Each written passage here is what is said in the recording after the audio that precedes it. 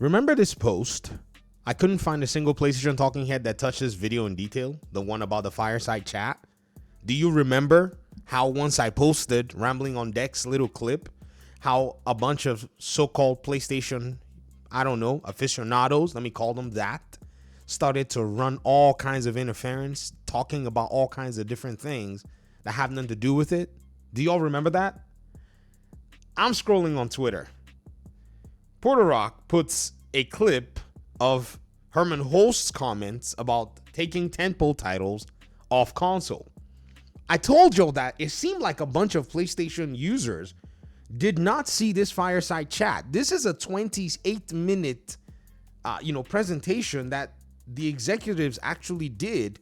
You had Lynn Azar, you had Herman Holst, and you had Nishino-san all sitting here answering meditated answers to pre-selected questions about their business. I was very surprised. In fact, when I made that post, Oliver Darko said, "Oh, Colin Moriarty or maybe Mystic Ryan covered it." I was like, really? I didn't see any of them cover. In fact, let me go ahead and show you. Where's, let's see, view quotes. Let's see this. This is Darko. Colin Moriarty or Mystic Ryan talked several hours about this topic, and then he insulted me or whatever the heck that is. Go back to sleep. So I said, who? Right? And no one is even saying anything. It's just a bunch of this, oh, well, it seems like they covered it. Let me show you something that makes me actually question if a lot of folk actually heard them cover it. I'm not saying they didn't cover it. I just said I didn't see anyone in their, ranks say anything about it. So Porter Rock puts this clip here. And I'm like, what are you doing, Porter Rock? You're going to get, your community is going to go after you.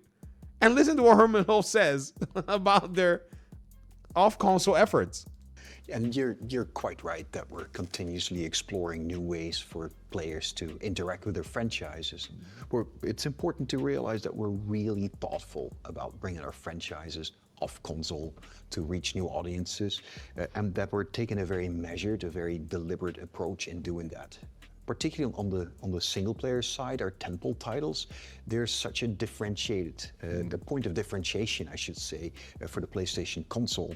They're real showcases of the performance, of the quality of the hardware. So we want to ensure that players get the best experience from these titles. And we're very thoughtful about how and how we bring these titles to other platforms. That's what he said. I wouldn't even take this to mean that they're bringing their games to Xbox. Honestly, I don't care.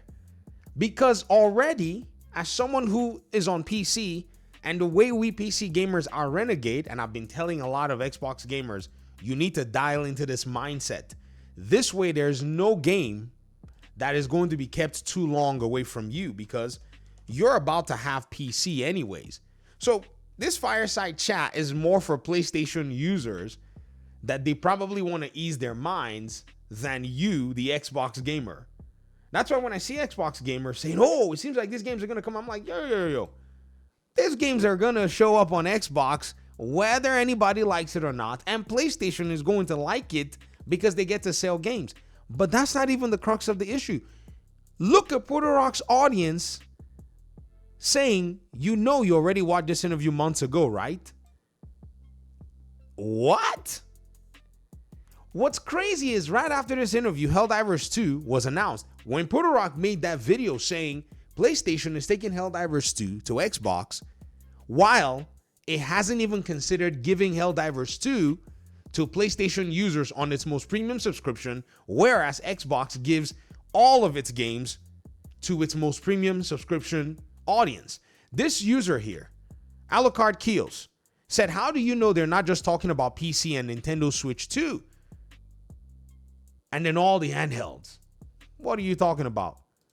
PC, they already have a huge presence on PC. I mean, look at I literally came back here and had to pick and choose what I wanted to restore my library with. The only game of all of these that I did not buy on PlayStation, my PlayStation console, was this Horizon Forbidden West, which I bought to basically do the demonstration for y'all to see that you can use a PC to get good quality settings and all that stuff. That's why I bought the game. I'm not playing Horizon. I've never resonated with it. I have the first one on Good Old Games. Still haven't played it. I bought Helldivers 2 when they announced it was going to Xbox. And then I got Ratchet and Clank, which I haven't played. My son beat it. Great. One person finally beat it. Miles Morales, my boy, beat it as well. I already beat it on PlayStation. Didn't bother beating it on PC. But I doubled it because I usually like supporting these games. Spider-Man Remastered, my boy beat it. I beat it already on, PS5. And then God of War 2018, I beat that one again, and I'm playing Days Gone, which I didn't buy on the PlayStation console. They're already here. Like, this is not really a thing where we say, oh, they're talking about PC. Bro, they've been talking about PC for 5 years and dumping games on PC for 5 years. Even you guys don't want to pay attention to what is not being said. And that's where Puerto Rock said, how do you know that Xbox is not included? And then he said, we don't have all the opinions and we take the information that's on the internet. That's it. None of us is fortune tellers. And none of us is going to sit here on boardrooms. When these meetings happen, we can only take the information on the internet and always could be wrong. Here's something very interesting. This user says they're talking about making movies and TV shows and bringing games off console. Like time I checked, Xbox is a console. And then this person, someone said, bro, he actually said this? When was this? That's crazy. This person said, ha ha ha ha, Maxwell, you were making fun of me the other day and said, you said this, and we have the video and we have your comment. You said, oh, you got owned on Puerto Rock's podcast. Now here's this. Yeah, they're going, bro. I strongly think that they will go at the same day releases on PC. So if the PC ports in a year, you can expect to go on Xbox too. So Maxwell, somewhere, somehow, you are now on my debate team. Welcome to the team. I will recruit every single one of you. And I'll do it with very minimal effort. Look at this. This has got to be the most fascinating thing I've seen in a very long time. And you know what's going on here, ladies and gentlemen? Let me go ahead and be honest with you. Okay? I would not presume to know what Puerto Rock's motives are. However, I see some self-preservation going on here. Puerto Rock is not going down when that ship burns. Because that ship of exclusivity that PlayStation fan base built in podcasts, in videos, in all of this, that ship has already burned. I already acknowledged that it burned down a long time ago. The challenge here was that PlayStation fans themselves did not want to acknowledge that that ship had burned down when they moved their games to PC. It did not need, and I'm going to say it again, it did not need for the games to go to Xbox and to be published by PlayStation and Xbox for them to realize that they had lost that entire plot.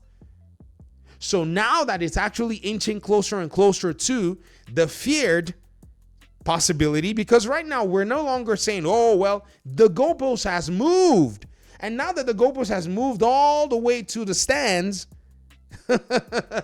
some people are about to jump away from that, crowd that's been carrying the goalpost. Because remember, they first said, well, they gave all these caveats. Oh, it's a Lego license. It's a Lego that licensed the game. All this. It was MLB The Show that said they wanted it on, Xbox. Predator Hunting Grounds. They bought the license from PlayStation. I made those videos. I saw your comments.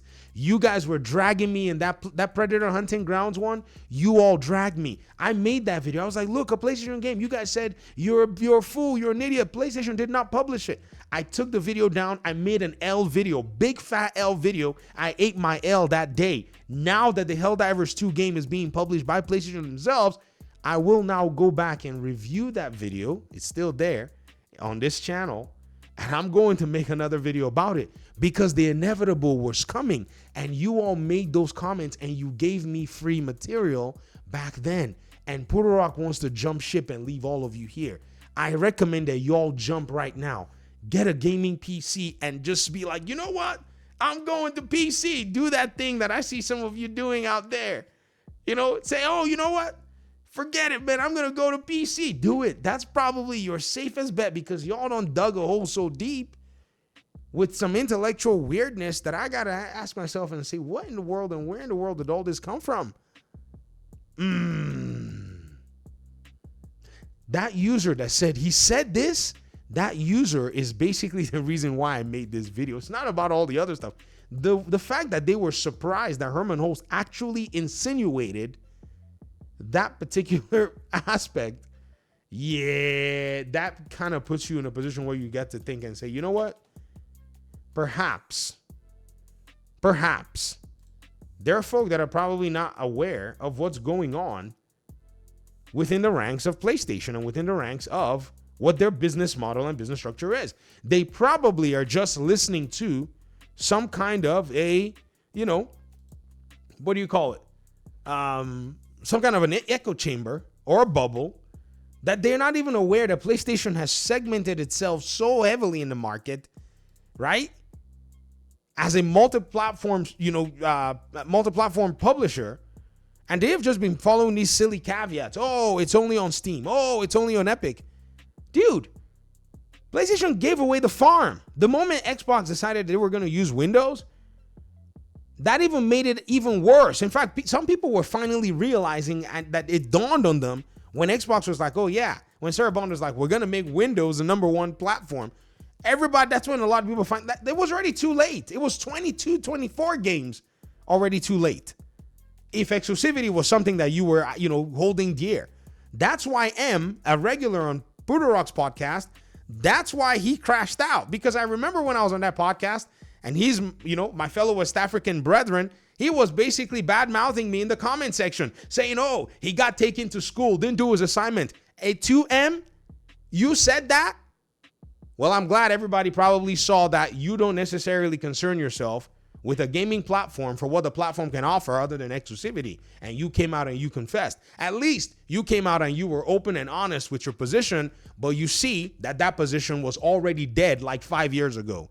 All that was just basically waiting was y'all's permission and y'all's, consent for PlayStation to go even further down the road, because when they started it, you guys did not make a big stink. You did not drop your PlayStations. You bought the PS5 thinking that it was only going to be situational. But now the situation's changing. So now more situationals might happen.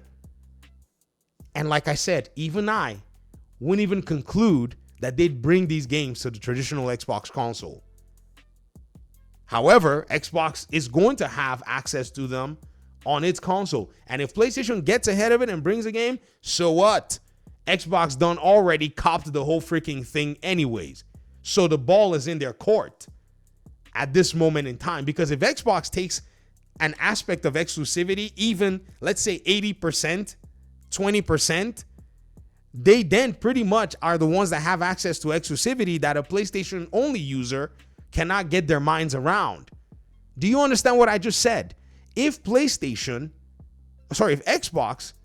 does an 80% exclusivity paradigm where it does not launch 90% or 80% of its games on PlayStation other than Call of Duty and the one-off really big game, then Xbox pretty much is the one that has games that PlayStation traditional only users cannot access.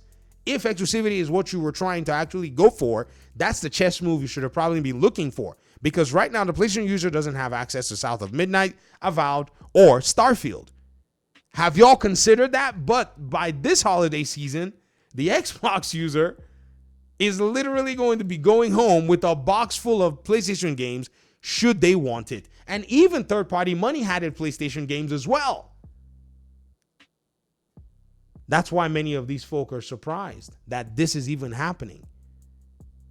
Because the Xbox platform and consoles going forward look like they're going to be a much better proposition for anybody that plays on console. Thankfully, those on console are now starting to wake up to what us PC guys have been telling you for the most part. Exclusivity has always been anti-consumer, but somehow it's been championed across the board. But I'm glad that the facade is fading away. Talk to me in the comment section. Thanks for watching. Peace out.